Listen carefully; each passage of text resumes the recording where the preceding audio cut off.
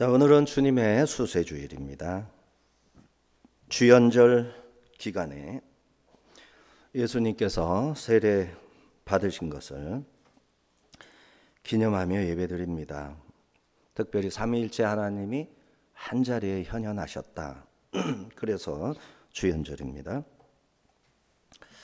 자, 공생애의 출발점이고 하나님 나라 새 시대 서막을 뜻하고 하늘이 열려 성령이 내리시고 우리 하나님 아버지의 음성이 울려 퍼진 귀한 날, 이제 예수님이 메시아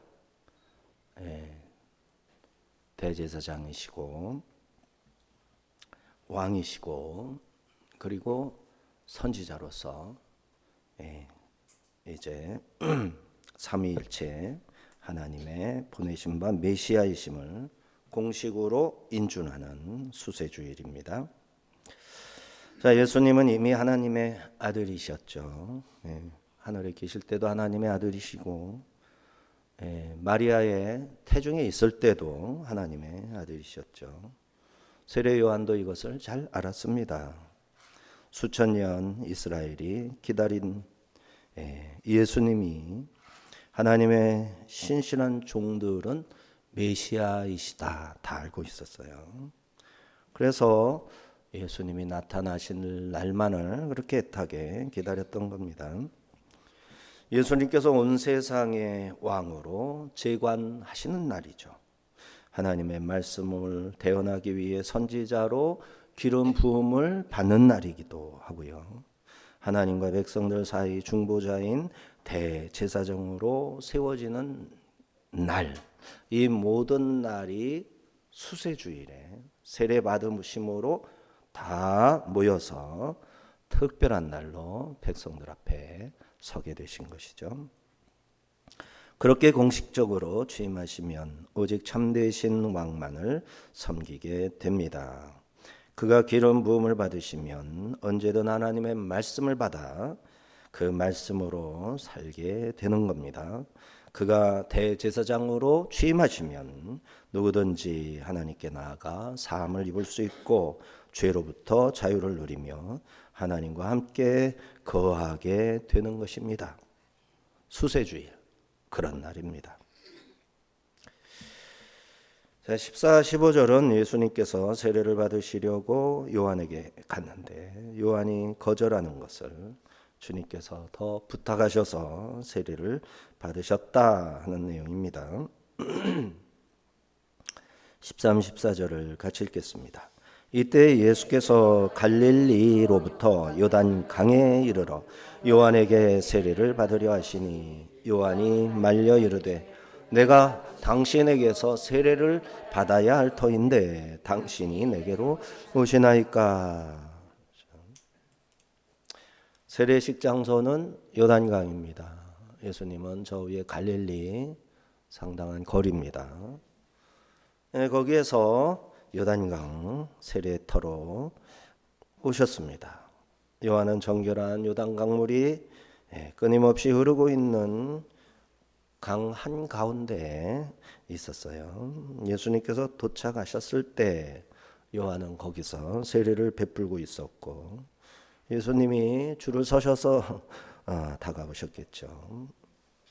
내가 당신에게서 세례를 받아야 할 터인데 당신이 내게로 오시나이까 하면서 사실상 거절하는 거죠. 요한의 생각에 자신은 그리스도의 길을 예비하는 자로서 장차 오실 그리스도의 세례를 위해 미리 예고로 보여주는 세례자일 뿐이었어요.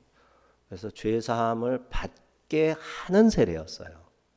예수님의 세례는 마찬가지로 죄사함을 받게 하는 세례라고 말할 수 있지만 사실 예수님을 믿음으로 받으면 죄사함을 받는 것이죠. 차이가 있는 거예요. 그러므로 요한의 입장에서 메시아가 나타나시면 자기의 세례는 중단되어야 할 것이다 생각을 했던 거예요. 근데 사실 중단은 안 하고 예수님이 세례도 베풀고 요한도 세례를 베풀고 한동안 그렇게 했었죠. 요한이 겸손하게 거절을 한 것이죠. 참 메시아이신 당신이 나에게 세례 베푸는 것이 옳습니다. 자, 세례를 주자. 베티조이죠. 베티조. 장그다. 죽다죠. 그리고 물로 깨끗하게 씻는다. 이런 의미가 있고, 또 한 가지는 가득 채워 넘치게 한다. 베티조라는 단어 속에 이제 들어있는 의미들입니다. 어떤 것에 충만한 상태를 관용적으로 표현하는 베티조에서 이 베티조가 나온 거예요. 충분히 채워지고 충분히 적셔졌음을 의미하는 이것이 세례의 용어로 채택이 된 거죠. 세례받은 요단 강가는 아주 중요한 의미가 있는 곳입니다. 역사적으로 이곳은 여호수아가 이스라엘을 영도에서 가나안 땅으로 들어간 곳입니다. 이때 강 한가운데 언약궤가 서 있었고 백성들은 그 언약궤 아래쪽으로 무사히 건너서 수치를 애굽에서 받은 모든 430년간의 굴욕과 수치를 요단 강물에 다 흘려보낼 수가 있었던 거예요.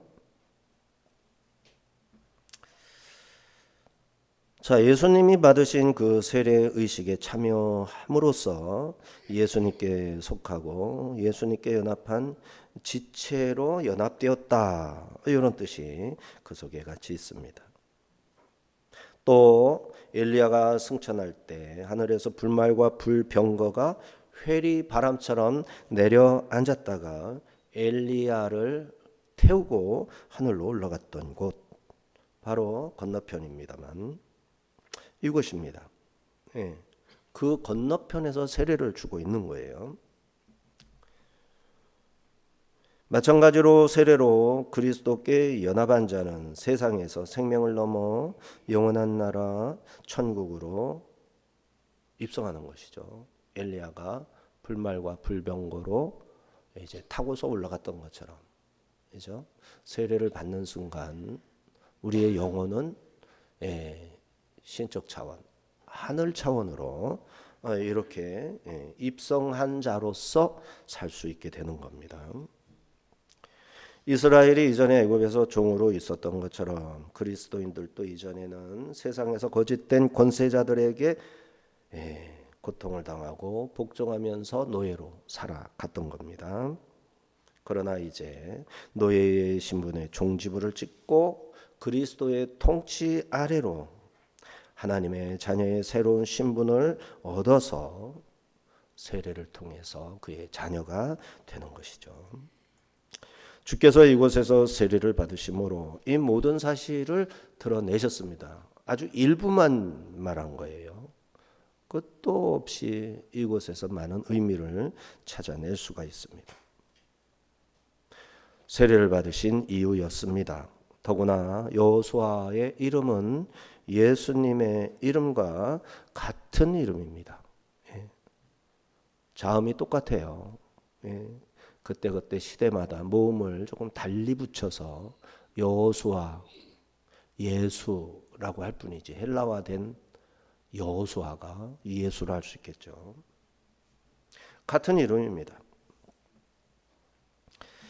자, 예수님은 요한이 거절한다고 아유 그래 알았어요 이러지 않으셨어요. 요한에게 세례를 베풀어야 한다 강한 어조로 어필하십니다. 15절입니다.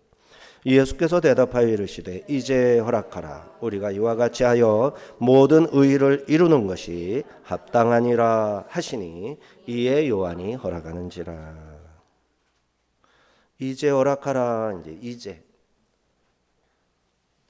이제 지금이라는 뜻이고 사실은 곧이라는 뜻에 가까운 지금 곧 이게 이제입니다. 우리는 이제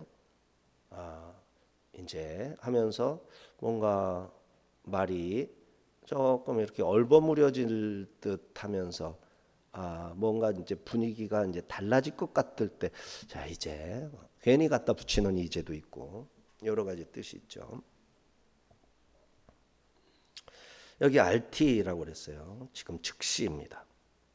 근데 지금 즉시 갑자기는 아니기 때문에 쭉 기다려온 그것이 지금 즉시로 이런 뜻이 있기 때문에 쭉 발전해 온 것을 강조할 때는 이제라는 말이 적합하고 지금 즉시라는 말을 강조할 때는 곧 이렇게 쓰는 건데 이 두 가지 뜻이 다 들어있는 RT라는 단어입니다. 지금이 바로 세례를 받을 그때이니, 지금 그때이니 내가 요구하는 세례를 허락하라. 수천 년 기다린 순간이 지금이니 이제 허락하라. 그리고 말씀하시기를 우리가 이와 같이 하여 모든 의를 이루는 것이 합당하니라. 그래야 맞느니라. 자, 이제 요한의 허락에 의해 이 모든 것이 이루어진다 라고 하셨습니다. 주님의 계획이 온전히 진행되게 된다라는 말씀이죠. 주님의 명령이나 부탁이 시대적 착오의 결과이거나 무지로 인한 고집이 아니라는 것이죠. 주님의 말씀은 언제나 참이고 최선입니다. 주님의 말씀에는 무조건 순종할 필요가 있어요.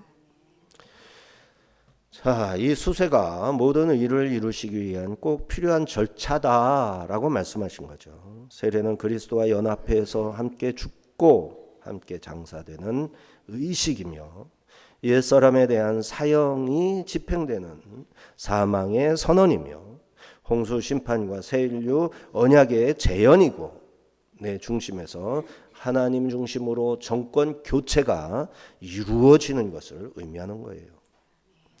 주께서 요한에게 세례를 받으심으로 장차 죽음으로써 하나님의 의를 이루고 죄인들로 생명을 얻도록 하는 특별 은총의 법을 만천하에 공포하시기 위해 세례를 베풀라 하시는 겁니다. 그리고 주님은 세례를 받으신 후부터 인류 구원을 위한 메시아의 공적 사역을 시작하시게 됩니다. 요한이 예수님께 세례 베푸는 동안 아들의 순종과 죽으심, 그의 부활과 승리, 그리고 하늘에 오르심, 이러한 중요한 신앙의 조항들이 다 세례의식 중에 드러나는 겁니다. 주님께서 특별히 우리가 이와 같이 하여 왜 우리라고요? 너와 내가 그 이상이죠. 주님과 세례 요한 그리고 예수님을 따라서 세례를 받는 모든 그리스도께 연합된 삶, 모든 사람 그리고 천상의 삼위일체 성부와 성령 모두가 우리에 포함되는 것이죠. 이렇게 하여 주님은 세례를 받으심으로 자신의 이름으로 세례를 받을 자들과 하나가 되셨습니다. 예수님이 세례를 받으셨기 때문에 예수님처럼 세례받은 자가 그 한 가지 같은 세례로 연합하게 되었다라는 말씀이죠. 이들이 영적 이스라엘이요 하나님의 백성들입니다. 예수님이 굳이 세례를 받으셨던 이유가 그것이었습니다. 우리가 주의 이름으로 세례를 받을 때 우리도 그리스도께 연합되어 새로운 삶을 살기 시작하게 되는 것입니다. 그러므로 세례는 죄에 대한 심판으로 죽었다는 것, 하나님께서 살려내신 새 생명으로 다시 살기 시작했다는 믿음의 고백이고 구원의 증표가 되는 것임을 깨달아야 하겠습니다. 회개하지 않고는 세례가 사실은 불가한 겁니다. 오늘 본문에서 주님은 세례를 받으시는 분이시지만 이후에는 세례를 베푸시는 분이세요. 그런데 세례 요한은 마태복음 3장 11, 12절에서 예수님이 베푸실 세례를 예언적으로 선포하시는데 오늘 본문 바로 앞입니다. 11, 12절을 읽어볼까요? 나는 너희로 회개하게 하기 위하여 물로 세례를 베풀거니와 내 뒤에 오시는 이는 나보다 능력이 많으시니 나는 그의 신을 들기도 감당하지 못하겠노라. 그는 성령과 불로 너희에게 세례를 베푸실 것이요 손에 키를 들고 자기의 타작 마당을 정하사 알곡은 모아 곳간에 들이고 쭉정이는 꺼지지 않는 불에 태우시리라. 이 말을 하고 있을 때 예수님이 요단강 강변으로 다가오셨던 거예요. 자, 이 내용에서 예수님의 세례가 다 설명이 되죠. 주님이 베푸시는 세례 두 가지는 첫째로 교회와 성도들에게 베푸시는 성령 세례. 세례 요한이 말한 성령과 불로 너희에게 세례를 베푸실 것이요. 즉 성령 세례를 베푸실 겁니다. 성령께서 아버지께서 부르신 자들에게 믿음을 부여하시고 영을 출생시키는 것, 이게 성령 세례입니다. 두 번째는 불신자들에게 베푸는 심판의 세례가 예수님이 베푸실 세례입니다. 주님은 자기 타작마당에 쭉정이들을 꺼지지 않는 불에 태우는 심판의 불세례를 집행하실 거예요. 이 세례들은 겸손과 순종의 유무에 따라 둘 중 하나로 결정될 겁니다.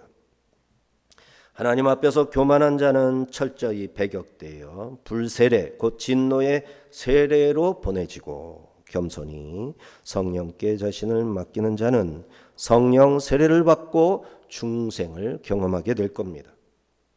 마태복음 25장 31절 이하에 최후의 심판 장면이 묘사되는데 대심판 때의 심판자이신 주님은 자기 종들에게 복과 나라를 상속해 주십니다. 이들은 겸손하고 진실하고 대가를 바라지 않는 선행으로 주님의 뜻에 순종했던 사람들입니다. 한번 같이 보실까요? 이에 의인들이 대답하여 이르되 주여 우리가 어느 때에 주께서 줄이신 것을 보고 음식을 대접했으며 목마르신 것을 보고 마시게 하였나이까. 어느 때에 나그네 되신 것을 보고 영접하였으며 헐벗으신 것을 보고 옷 입혔나이까.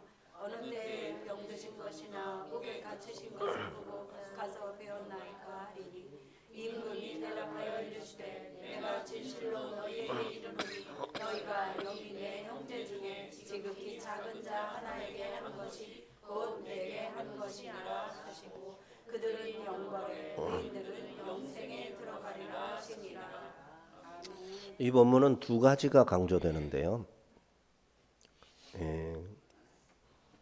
이제 순종이라는 게 있죠. 예수님이 말씀하시는 이웃사랑, 순종. 그 다음에 겸손입니다. 겸손. 이들의 행동 속에서 발견되는 것은 과거에 행위가 있었지만 그 행위는 순종이라고 표현할 수 있고 지금 예수님 앞에서 이들이 생각조차 못해요. 자기들이 언제 그랬냐는 거예요. 이거를 겸손이라고 합니다. 자신을 한없이 낮추기 때문에 자기가 행한 의로운 행동도 이게 자랑할 거리가 아니라 겸손하게 이제 감출 정도까지 이렇게 되는 거죠. 자, 여기서 구원은 믿음으로 받습니다. 이들이 구원 받았어요. 그죠? 믿음으로 구원 받은 겁니다. 근데 그 믿음이 뭐길래 구원까지 받았을까를 설명하는 본문이에요. 심판 후에 주님 앞에 서 있는 모든 사람들입니다. 이들의 그 공통점이 바로 믿음이고 겸손과 순종입니다. 심판을 통과한 모든 사람은 한결같이 겸손했어요. 한결같이 순종했어요. 왜 구원의 조건이 있느냐? 구원은 무조건적으로 오는 거 맞아요. 근데 무조건적으로 구원받은 모든 사람은 다 믿음이 있고 다 순종했고 다 겸손했다니까요. 조건이 아닌데 결과치를 보면 한 사람도 외 없이 믿음의 사람이었고 순종의 사람이었고 겸손의 사람이었어요. 이 말은 뭐예요? 교만한 사람은 거기 못 들어간다는 거예요. 순종하지 않는 사람은 거기 없다라는 얘기예요. 믿음 없는 사람은 그 자리에 못 있는다는 얘기예요. 이게 논리가요. 무슨 행위를 강조하면 종교 자체, 예수님을 믿고 따르는 것 자체가 왜곡되기 때문에 표현을 그렇게 안 했을 뿐이지. 결과적으로는 믿음, 순종, 겸손이 구원의 조건이 되는 거예요. 그렇게 말하려면 사람들이 억지로 순종하려고 그러고 억지로 겸손하려고 흉내를 내게 되니까 표현을 자제하는 셈이라고요.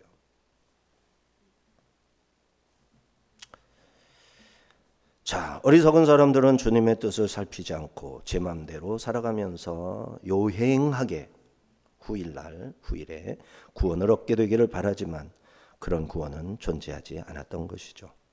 겸손 없이는 구원이 없고 순종 없이는 믿지를 못하는 것입니다. 누가 혹시 내가 믿으니 구원받았다 자신을 속일 수는 있을지 몰라도 하나님을 속일 수는 없습니다. 주님의 요구 앞에서 주님처럼 자신을 낮추고 겸손할 수 있는 사람만 심판을 이길 수 있는 겁니다. 16, 17절은 예수님의 공생의 계시 시점에서 삼위 하나님의 계시, 메시아 예수의 신적 아들 되심, 성령의 기름 부으심을 아주 요 두 절에 그냥 집약적으로 보여주고 있습니다. 16, 17절입니다. 예수께서 세례를 받으시고 곧 물에서 올라오실새 하늘이 열리고 하나님의 성령이 비둘기같이 내려 자기 위에 임하심을 보시더니 하늘로부터 소리가 있어 말씀하시되 이는 내 사랑하는 아들이요 내 기뻐하는 자라 하시니라. 예수님이 세례 받으시고 물에서 올라오셨어요. 물속이 아니라 물에서 올라오실새, 오시는 중이죠. 이때 하늘이 열렸습니다. 하나님의 성령이 비둘기처럼 물에서 올라와서 무트로 거의 다 가신 예수님께 내리셨어요. 어떤 사본에는 하늘이 그에게 열리고, 하늘이 예수님에게만 열린 것처럼 표현하고 있지만 그냥 읽히는 대로 읽으면 되겠습니다. 하늘이 열렸다라는 표현은 하나님과 인간 사이의 통로가 개방되었다, 계시와 은혜의 새 시대가 시작되었다라는 것을 상징합니다. 에스겔, 이사야에게 하늘이 열리면서 하나님의 말씀이 임했었는데 예수님 안에 하나님 나라 새 시대가 열렸음을 알리려고 하늘이 열린 겁니다. 그리고 예수님은 하나님의 성령이 비둘기같이 내려 자기 위에 내리는 것을 보셨어요. 성령이 비둘기같이 임하셨다라는 것은 성령께서 눈에 보이게 임하시는 것인데 부드럽고 평화로우며 정결하신 성자 성령의 성품을 비둘기의 이미지로 보이신 거예요. 너무너무 부드럽고 그 이미지로 성령이 임하신 겁니다. 구약시대 거룩한 직분들은 하나같이 기름 부음으로 임직했습니다. 예수님은 성령의 기름 부음으로써 왕, 제사장, 선지자의 메시아 삼중직에 취임하셨고 이것을 인준 받으신 겁니다. 이후 광야 시험과 사역 전반에서 성령의 인도와 그 능력 안에서 행하시게 될 겁니다. 그리고 드디어 열린 하늘에서 성부 하나님의 음성이 들리는데 이는 내 사랑하는 아들이요 내 기뻐하는 자라. 고난받는 종의 노래로 알려진 이사야서 42장의 내용입니다. 내가 붙드는 나의 종 내 마음에 기뻐하는 자 곧 내가 택한 사람을 보라.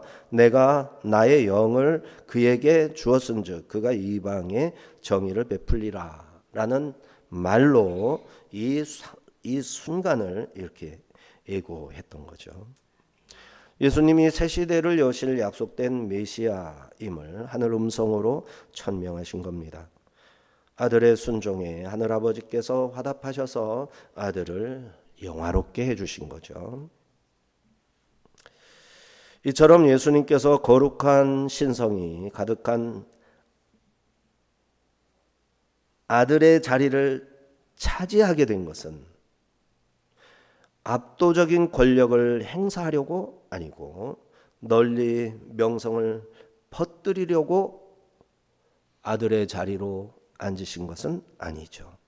오늘 본문의 요단강 세례 현장에 삼위 하나님이 동시적으로 임하셨는데 아들 예수님은 세례를 받으셨고 하나님의 영이신 성령님은 비둘기같이 임하셨고 성부 하나님은 하늘의 말씀으로 들려주셨습니다. 삼위 하나님은 인격적으로 구별되면서도 동시에 한 곳에 임하심으로 한 하나님으로 역사하셨습니다. 그렇게 해서 이제 아들의 공생애가 십자가의 기림이 드러나기 시작하는 겁니다. 자, 공생애를 시작하시는 예수님의 출발점에서 삼위 하나님이 이렇게 함께 나타나심으로 하나님의 재창조 사역이 예수님만의 사역이 아니라 삼위일체 하나님 모두의 사역임을 보여주셨고, 이는 교회와 성도들의 하나님 나라 사역도 성부의 뜻, 성자의 구속, 성령의 능력 안에서 행해야 하는 것이구나 알게 됩니다. 우리는 모두 그리스도 안에서 사랑하는 아들, 기뻐하는 자라 음성을 함께 들은 자들입니다. 그러니 우리 역시 그리스도께서 성령의 임재 후에 모든 사역을 시작하셨듯이 우리의 교회 사역에 있어도 성령의 기름 부으심과 함께 주님의 사역에 동참해야 되겠습니다. 누구든지 성령이 함께 하시면 주님의 거룩한 사역에 동참할 수 있습니다. 누구든지 성령을 멀리하고 성령 없이는 아무리 거룩한 일을 한다고 자신이 외쳐대도 거룩한 사역이 될 수가 없습니다. 아무리 약한 자도 성령이 함께 하시면 하나님의 일에 동참해서 일하는 것이고, 아무리 강한 자도 성령을 마음에 가둬버리거나 내쫓아버리면 하나님의 일을 손수 경험할 수는 없는 거죠. 자, 오늘 주님은 요한을 찾아가 세례를 베풀어 달라 하셨습니다. 요한은 이를 감당할 수 없어서 거절하려 했습니다. 이에 예수님께서는 우리가 이렇게 하여 모든 완전한 의를 이룰 수 있도록 허락하라 라고 하셨습니다. 이 시대 우리에게 주님은 교회를 맡기면서, 직분을 맡기면서 주님의 형상이 담겨있는 영혼들을 맡기면서 허락해라 하십니다. 지금의 모습은 울퉁불퉁 못나고 그야말로 거북스럽고 불편하고, 그런데 그 속에 하나님의 닮은 형상이 들어있어요. 과거에 나도 그랬고 이 세상의 그 누구, 바울 사도도 우리가 존경하는 그 누구도 모두가 그런 모습이었어요. 그런데 하나님이 세례를 베풀고 삼위 하나님이 임하시면서 삼위가 연합하는 그 하나님의 형상, 그거를 여기에 심어놓으심으로 말미암아 모나고 거친 것들은 점점 깎여나갈 것이고 거룩한 형상으로 변화되고, 하나님이 인정하시는, 지금도 미래를 내다보시고 인정하셨지만 그 모습으로 점점 변화될 거예요. 그러면서 허락하라 하시는 겁니다. 허락해야 합니다. 고집을 부리고 언제까지나 거부할 수 없습니다. 시간은 너무나 빠릅니다. 인생이 너무 급히 지나가 버리고 맙니다. 의미 없는 돌 없고 의미 없는 풀 한 포기가 없습니다. 하나님이 지으셨으니 다 귀합니다. 그 손에서만 그 귀함이 다시 살아나는 겁니다. 주님이 맡기시는 것들을 허락해야 합니다. 주님은 겸손하셨고 순종하셨습니다. 나 같은 자도 주님 손에 들리면 못할 것이 없습니다. 겸손하게, 그리고 믿음으로 허락해서 순종해야 됩니다. 그게 순종입니다. 기도하시겠습니다.